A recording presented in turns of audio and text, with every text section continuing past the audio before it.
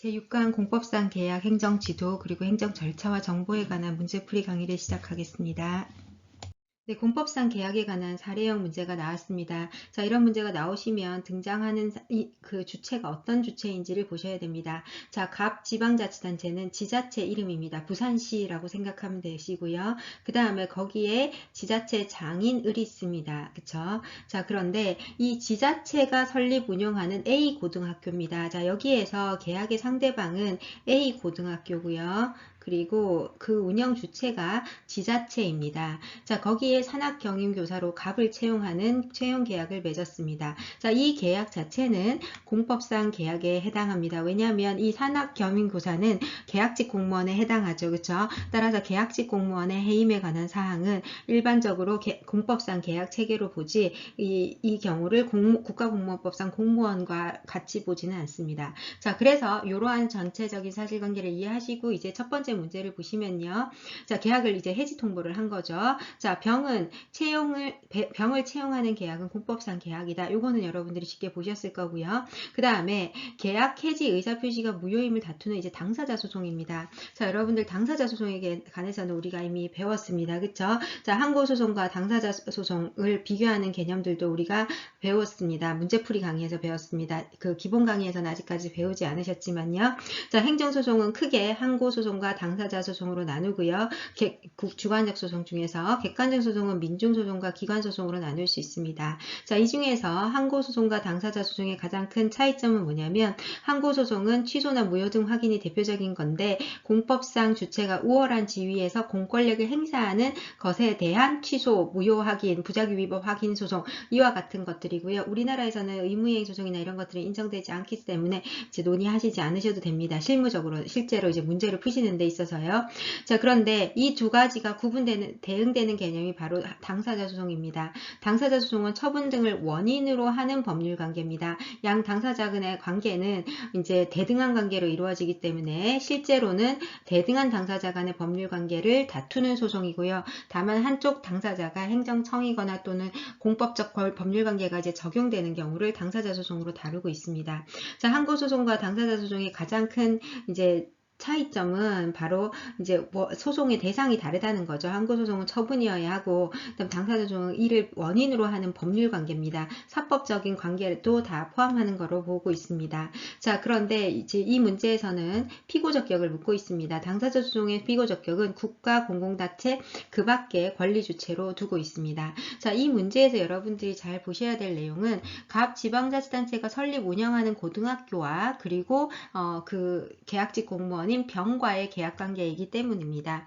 만약에 이제 피고가 지방자치단체다. 지자체가 어떤 잘못을 했어요. 그러면은 잘못을 했거나 또는 어떤 분쟁이 생겼어요. 그러면은 이러한 경우에는 지방자치단체를 대표하는 자는 지자체장이에요. 그래서 원칙적으로 지자체와 관련된 것은 그 피고 적격이 지방자치단체의 장인을에게 있는 건 맞습니다. 그런데 이 경우에는요. 지금 지자체가 설립 운영하는 고등학교가 계약의 상대방입니다. 따라서 각 지방자치단체가 피고 적격을 갖게 됩니다. 자, 그래서 당사자 소송의 피고 적격은 을이다라는 표현이 여기서 틀리는 겁니다. 자, 우리 공법상 행정소송법 제39조는 공법상 계약의 피고 적격에서 법률관계의 한쪽 당사자인 국가공공단체 그 밖의 권리 주체를 포함한다라고 하고 있습니다. 그쵸? 자, 그래서 여기서 설명을 하고 있는데요. 이 판례에서요.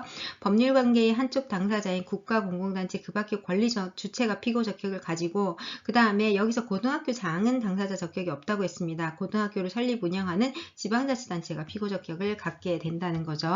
자, 병에게 근로계약이 갱신되리라는 정당한 기대권이 인정되기 때문에 각 지방자치단체의 갱신 거절은 위법하여 효력이 없다. 이렇게 판례를 쓰고 있습니다. 지방자치단체인 갑이 피고 적격을 갖게 됩니다.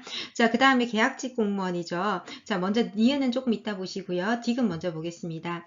을의 계약 해지 통보는 그 실질이 징계 해고와 유사하다는 것까지는 비슷한 개념으로 맞지만 행정 절차법을 따라야 하는 것은 틀립니다. 계약직 공무원의 해지는 처분성이 있는 개념이기 때문에 행정 절차법이 적용되는 반면에 계획직 공무원의 경우에는 처분성이 없기 때문에 행정 절차법이 적용되지 않습니다.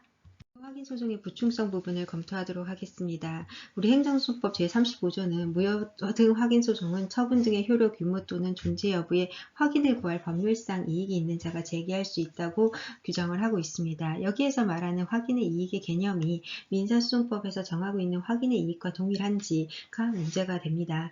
먼저 즉시 확정 이익설에 따르면 이 무효 확인에서의 확인의 이익은 민사에서의 확인의 이익과 동일하기 때문에 다른 별도의 권리구제 수단이 있는 경우에는 확인 소송을 별도로 제기할 소익이 없다라고 해서 일반적으로 각각 판결이 이루어지게 됩니다. 예를 들면 채무이행 소송으로서 채무이행을 받을 수 있는 경우에는 채권 존재 확인의 소를 제기할 필요가 없고 그 채권 존재 이해 확인의 소를 구한 경우에는 소익이 없는 것으로 각각 판결이 되는 것으로 보았습니다. 자, 이 개념으로 본다면 무효 확인의 소송에서의 법률상 이익은 상당히 좁게 해석될 수밖에 없습니다.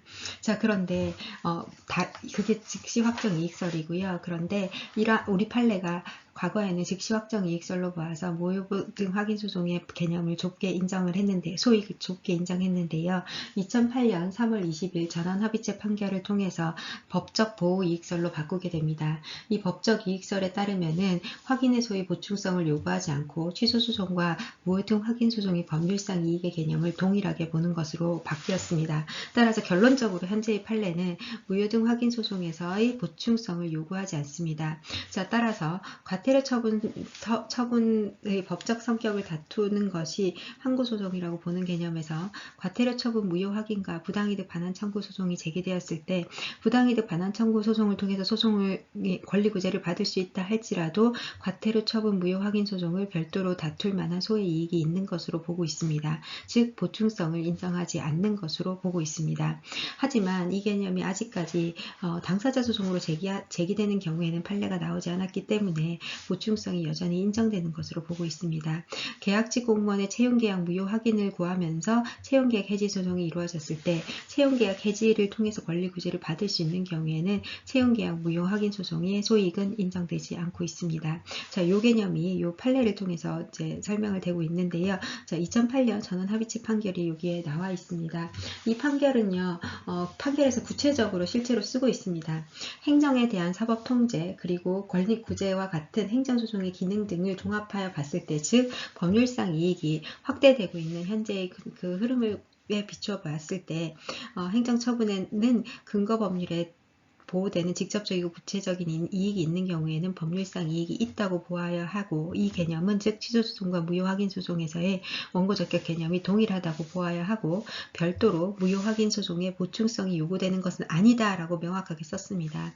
그래서 행정처분의 무효를 전제로 한 이행소송 등과 같은 직접적인 구제수단이 있는지 여부를 따질 필요가 없다. 즉 소의 이익이 있다라고 이해하시면 됩니다. 하지만 여전히 당사자 소송으로 구하는 계약직 공무원에 관한 채용계약에서는요. 여기 보시면요.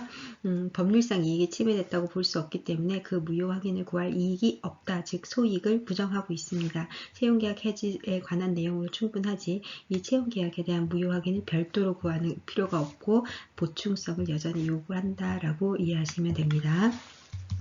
네, 방금 설명드렸던 무효 확인 소송의 보충성 개념을 여러분들이 이해하시고 이 문제를 푸시면 됩니다. 자, 여기서 갑의 의사표시의 무효 확인을 구하는 소송은 당사자 소송으로서 이 당사자 소송은 항고 소송과는 달리 보충성을 여전히 요구하고 있습니다. 판례가 아직 없습니다. 변경된 판례가 아직 없기 때문에 그 확인 소송이 권리구제의 유효한 수단이 될 때에 하나여 소의 이익이 있다고 했습니다. 다른 소송을 통해서 그 확인을 구할 다른 소송 수단이 있는 경우에는 원고 적격이 인정되지 않는다라는 개념으로 정리하시면 됩니다. 자, 요거를 다시 한번 정리해 보도록 하겠습니다.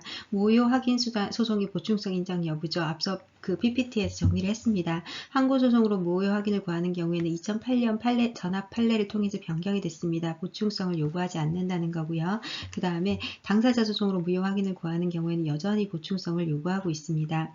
이 2008년에 판단된 내용도 설명을 했는데요. 과거에는 다른 권리구제 수단이 있는 경우에는 무효 확인 소송을 인정하지 않았습니다. 즉 보충성을 요구했습니다. 하지만 2008년도에 대법원 판결이 변경되면서 다른 권리구제 수단이 있더라도 무효 확인 소송을 제기할 수 있다. 즉 보충성을 요구하지 않는다라고 보았습니다. 자, 그 판례는 아까 PPT에서 보셨던 내용입니다.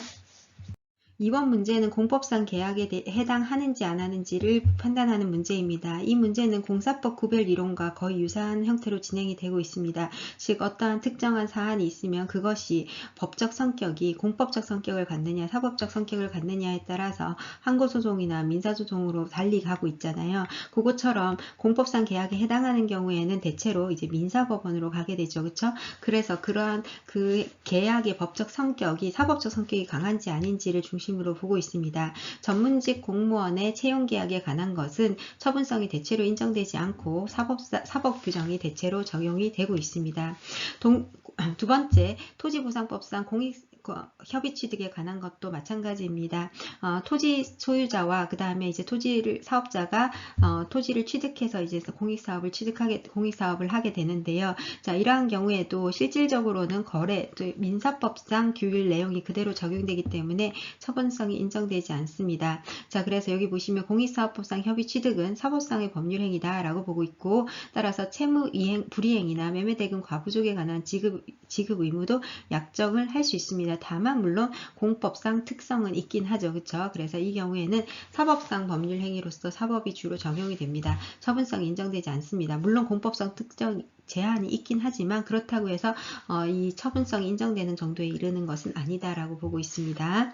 자, 그 다음 세 번째는 한국연구재단 사업협약입니다. 자, 요거는요, 보통은 우리가 BK 사업 같은 거를 이제 국립대학교나 일반 사립대학교에서 하게 되면요, 그 연구비를 이제 연구재단에서 지급을 해주고, 그 다음에 연구를 하고, 그리고 난 뒤에 이에 대해서 이제 연구 결과물을 연구재단에 제출하도록 하고 있는데, 연구개발비 출연 협약을 이제 하게 되잖아요. 보통은 연구재단이랑 학교랑 대학이랑 맺고요. 그 대학 소속 이제 교원이나 연구원들이 이제 사업을 수행하게 됩니다. 연구 사업을 수행하게 됩니다. 자, 이때 연구개발비를 출연하겠다라는 계약은 행정 처분성이 있는 것으로 우리 법원이 보았습니다. 그 행정청이 우월한 지위에서, 그리고 계약을 하고 이 계약에 대한 해지 통보요. 행정청이 우월한 지위에서 연구개발비의 회수 및 관련자에 대한 어떤 법률상 효과를 발생시키는 일을 하였다라는 겁니다. 이 계약을 해지한 것 자체가 사법 규정이 단순히 적용되는 것이 아니라 행정청이 우월한 지위에서 하는 행위다라고 봤는데요.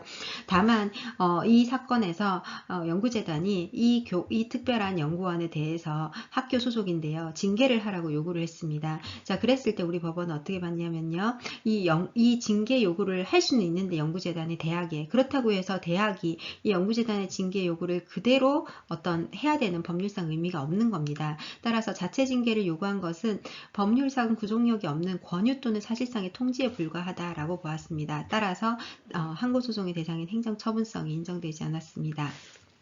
네 번째 문제는 서울시 계약직 옴부즈만 공개 채용에 관한 문제인데요. 이것도요, 공무원에 대한 임용이 아니잖아요. 그래서 최종 합격자로 공고된 자에 대해서 인사위원회에서 심의를 했고, 그 심의 결과에 따라서 불채용 통보를 하게 됐습니다. 이것은 공권력의 행사로서 행정처분에 해당한다고 볼 수 없다라고 보았습니다. 자, 중소기업 정보화 지원 사업의 협약 해지는 조금 아까 그 BK 사업이랑 비교가 되겠죠. 자, 이 경우에는요, 중소기업 정보화 지원 사업에 따른 협약은 공법상 계약으로서 사법 규정이 적용이 된다고 보았고요. 자, 그리고 협약 해지 및 환수 통보도 대등한 당사자 지위의 의사표시, 즉 공법상 계약, 사법적 성격을 가지고 있다라고 보아서, 자, 이 경우에도 행정처분이 아니다라고 보았습니다. 왜냐하면 이거는요, 중소기업 기술정보원장이 주식회사랑 한 계약이죠. 그쵸? 그래서 공법적 성격이 훨씬 더 앞서 보았던 BK 사업과는 그에 비해서 훨씬 적다, 이렇게 본 겁니다. 자, 그래서 변시에 나와 있는 사례를 제가 모두 정리했습니다. 이것도 변시 문제에서 나온 판례고요. 그 다음 그 밖에 지금 우리가 보고 있는 문제들에서 모두 뽑아서 만들었습니다. 기출문제요. 자, 첫 번째, 여러분들이 이제 이걸 정리하시고 사실 좀 암기하실 수 있는 거는 지금 바로 정리를 하시는 게 도움이 되실 것 같습니다. 첫 번째, 공직 계약 관련된 거는요, 계약직 공무원 기억하시면 돼요. 자, 계약직 공무원의 해임, 그 다음 광주광역시 문화예술대 단원 채용 계약, 전문직 공무원인 공중보건의사, 다 결국은 국가공무원법이나 지방공무원법상 그 어떤 공식적인 절차를 통해서 임명된 공무원이 아니라 임시적으로 어떤 필요에 의해서 임명된 공무원 또는 상위 직급의 공무원입니다. 예를 들면 국방일보의 국방홍보원장이나 서울시 옴부즈만 같은 경우도 계약직 공무원에 해당하기 때문에 이 전체적인 틀에서 이러한 형태의 공직계약은 처분성이 부인된다라고 보시면 될 것 같고요. 그 다음에 국가계약법이나 지방계약 관련된 내용입니다. 지자체나 또는 국가가 계약을 체결하는 경우죠. 지방재정법상 지방자치단체의 계약과 중소기업 정보화 지원 사업에 따른 협약, 이러한 경우에는 공법상 계약에 해당한다라고 기억하시고요. 그 다음에 협의취득도 아까 나왔습니다. 공익사업법상 협의취득도 공법상 계약으로 보았습니다. 다만 처분성이 인정된 사례도 있긴 했습니다. 한국연구재단과 한국연구재단의 BK21 사업협약은 행정처분성이 인정이 됐습니다. 물론 징계 요구가 그 소속 직원에 대한 징계 요구가 처분성이 인정된 건 아니었는데 처분성이 인정된 이유가 내부 행위이기 때문에 처분성이 인정된 것이 아니다 이런 거죠. 그죠? 바로 법률상 효과가 발생되지 않기 때문에요. 따라서 요거는 별개의 개념으로 이해하시면 됩니다. 그래서 한국연구재단 BK21 사업협약은 처분성이 인정됐으니까 별도로 기억하시고 그 다음에 나머지들은 여러분들이 요거 계약의 성격을 생각하시면서 기억해 주시면 되겠습니다. 네, 변시 3회에 나왔던 공법상 계약에 관한 내용도 방금 설명드렸던 내용을 여러분들이 기억하시면 2번 문제랑 거의 동일한 형태입니다. 자, 보시면요. 계약직 공무원에 관한 해임 처분이죠. 국방일보 국방홍보원장 계약 해임 사건입니다. 더 이상 신뢰관계를 유지하기 어려운 경우에는 특별한 절차 없이 바로 해지할 수 있습니다. 따라서 행정절차법이 적용되지 않는다는 거 기억하시면 바로 해지하시고 장래를 향해서 소멸시킬 수 있다라는 거고요. 자, 그 다음에 지방재정법상 계약, 아까 보셨죠? 국가계약법이나 지방계약법상 계약은 사법상 계약으로 보아서 처분성이 인정되지 않고 있습니다. 자, 문화관장의 단원 위촉입니다. 행정청 중에서도 이제 관장이죠. 그렇죠? 그래서 단원 위촉은 처분성이 있지 않기 때문에 공법상 근로개혁으로 보긴 하지만 소송의 대상이 아니다라고 보았습니다. 이것은 재위촉이 보장되는 자리도 아니었고 그 다음에 불복 절차가 행정심판 등으로 보장된 것도 아니다라는 이유를 우리 법원에서 들고 있습니다. 자, 그 다음에 전문직 공무원의 채용계약이죠. 공중보건의사 요거 여러분들 많이 보셨습니다. 자, 그래서 다시 한번 정리를 한다면 공직계약에 관련된 거, 그 다음에 국가계약이나 지방계약, 그리고 협의취득, 공익사업법상 협의취득 같은 경우에는 처분성이 부인된 사례에 해당합니다. 자, 그 다음에 이거 대집행에 관한 거거든요. 그쵸? 공법상 계약의 의무를 불이행한다고 해서 바로 행정대집행법상 행정대집행을 할 수 있다라는 표현은 틀린 표현입니다. 그 이유는 행정대집행법에 나온 요건 때문입니다. 우리 행정대집행법 제2조를 보시면은 법률에 의해서 직접 명령이 되어 있거나 또는 법률에 의거한 행정청의 명령이 있는 경우에만 대집행을 할 수 있도록 하고 있습니다. 대집행은 굉장히 엄격한 요건 하에서만 인정되고 있죠. 왜냐하면 대집행 자체가 국민의 권리 의무를 직접 침해하는 행위이기 때문입니다. 따라서 공법상 계약의 의무 불이행이다라는 이유로 대집행을 할 수 있다면 과도한 국민의 권리를 침해하는 행위가 될 수 있습니다. 네, 4번 문제는 행정지도에 관한 내용입니다. 행정지도는 크게 두 가지로 나오는데요. 행정절차법 규정에서 나오는 행정지도의 한계 부분이 나올 수 있고 그 다음에 판례에서 행정지도로 인정되어 있는 경우 또는 행정지도의 한계 부분으로서 위법성이 인정된 부분 이러한 내용 정도가 나올 수 있습니다. 자, 1번부터 보시면요. 사인이 행정청이 위법한 행정지도에 따랐을 때 그것이 위법했어요. 아무리 행정지도에 따랐더라도 위법성이 되는 것은 아니다라고 배웠습니다.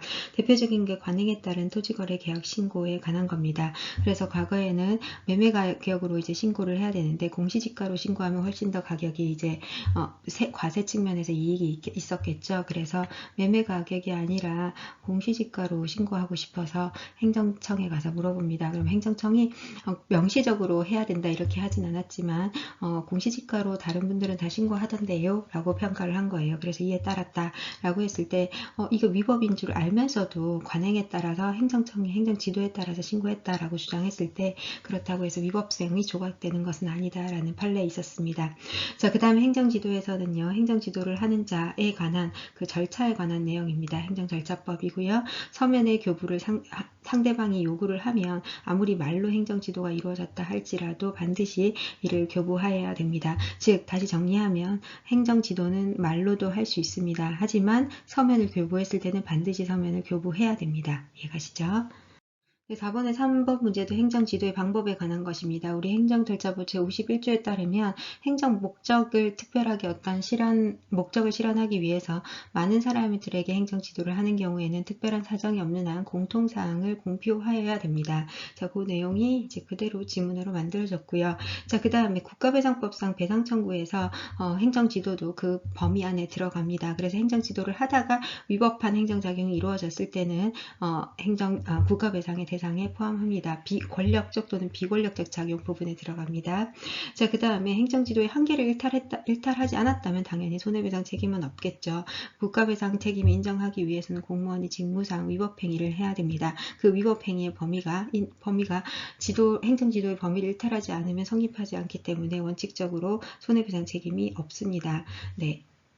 네, 문제 5번 보시겠습니다. 문제 5번은요, 앞서 설명드렸던 그 개별 공시지가 신고에 관한 사례를 가지고 문제를 만든 겁니다. 자, 갑이라는 사인이 양도소득세 신고를 하면서 개별 공시지가로 신고를 했습니다. 이에 대해 이것이 나중에 허위 신고인 것이 문제가 됐죠. 원래는 실제 거래 가격으로 해야 되는데요. 당사자가 이것이 행정청한테 물어보고 행정지도에 따른 것이다 라고 주장을 했을 때 이것에 대한 법적 책임을 묻고 있습니다. 자, 1번 문제 행정지도에 따른 것으로서 범법행위가 아닌가요? 아니죠. 행정지도에 설사 따랐다 할지라도 위법한 행정지도를 따랐기 때문에 위법성이 조각되는 것은 아니고 이 행위 자체의 위법성은 여전히 존재한다라고 했습니다. 자, 앞서 보셨던 문제 그대로 나왔죠? 자, 그 다음에 2번도 그대로 나왔습니다. 행정지도를 했는데 그것이 한계를 일탈하지 않았다면 상대방에게 손해가 발생했는지 안 했는지랑 상관없이 행정청의 손해배상 책임이 인정되지 않습니다. 따라서 갑이 설사 허위 매매가격 신고로 인하여 불이익을 입었다 할지라도 행정청이 사실상 강제력을 행사하지 않았다면 공무원의 직무상 불법행위가 성립하지 않습니다. 즉 다시 말하자면 행정청이 행정지도의 한계를 일탈하지 않았다면 손해배상 책임이 인정되지 않습니다. 자, 그 다음 3번 문제도 비슷한 유형인데요. 허위 매매 가격 신고를 사실상 강제하지 않았더라도 손실보상이 이루어질 수 있냐라는 건데요. 행정지도가 전혀 강제성을 띠지 않았던 경우에는 당사자가 전혀 따를 의무가 없었기 때문에 손해배상이 인정될 수 없습니다. 그래서 손실보상을 성립하기 위해서는 공공필요에 의한 재산권에 적법한 침해가 있어야 되는데 전혀 강제가 없었다면 이런 행정청의 행위 자체가 성립하지 않기 때문에 손실배상이 이루어질 수 없습니다. 네, 행정지도는 원칙적으로는 불이익 조치를 따를 수 없습니다. 우리 행정절차법 제48조를 보시면 행정지도를 따르지 아니했다는 이유로 불이익 조치를 해서는 안 된다라고 명시적으로 쓰고 있기 때문입니다. 자, 그런데 여기에서 교육부 장관이 대학 총장에게 학칙 시정을 요구했는데요. 이러한 학칙 시정 요구는 우리 법원은 일종의 임의적 협력을 통해서 사실상 효과를 발생시키는 행정지도다라고 했고요. 그에 따르지 않을 경우에는 일정한 불이익 조치를 예정하고 있기 때문에 상대방에게 의무를 부과하는 것과 다를 바 없다. 따라서 헌법소원의 대상인 공권력 행사에 해당한다라고 쓰고 있습니다. 그래서 맞는 지문이고요. 그 다음에 행정지도를 따르지 않았다는 이유로 않는 경우에 이에 기해서 발령되는 행정행위가 있습니다. 자, 그러면 행정지도를 발령시키고 그 다음에 그에 따르지 않는 사인의 행위가 있고 이에 따라서 일정한 처분을 하게 되죠. 행정행위라고 했으니까요. 자, 그래서 행정지도를 따르지 않았다고 는 이유로 발령된 행정행위가 있는데 이 행정행위는 별도의 행정행위잖아요. 이 행정행위 자체가 처분성이 있다면 당연히 항고소송을 제기할 수 있겠죠. 따라서 항고소송을 제기할 수 없다라는 표현은 틀린 지문입니다.